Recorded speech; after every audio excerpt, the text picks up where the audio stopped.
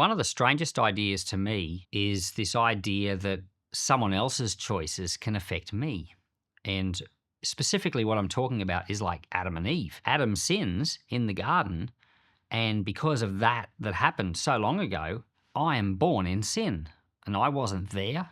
I didn't have a say in the matter, but I'm in Adam's family. I receive the consequences of his action. But later on, Jesus comes and Jesus dies on the cross. And by placing myself in Christ, now I'm free of sin.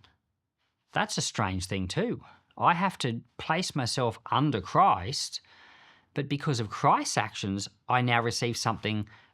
There's like repercussions from, even though I didn't do what Jesus did, I now receive righteousness by being connected to him. So there's this concept here in the Bible, we call it spiritual covering.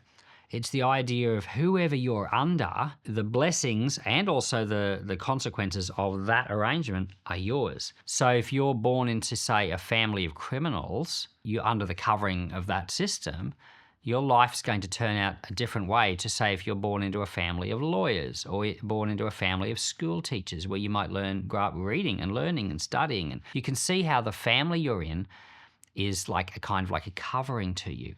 Blessings flow down, but also the weaknesses flow down too. And so spiritual covering is this idea that we place ourselves in Christ and not remaining in Adam. But very specifically, here at Peace, we've come to understand there's also like an apostolic covering. It's by placing yourself under an apostle. That apostle has had a call from the Lord to do a specific thing, a specific call from Christ. And by placing yourself in the right relationship where the Lord wants you to be, there's grace that flows from the Lord. It's not the apostle's grace, it's the Lord's grace, but flows through that arrangement to bless you. So we encourage every church to place themselves under a good covering. Not just like a denominational covering is good, but also a covering of the heart as well. One where you matter to those who are over you in the Lord.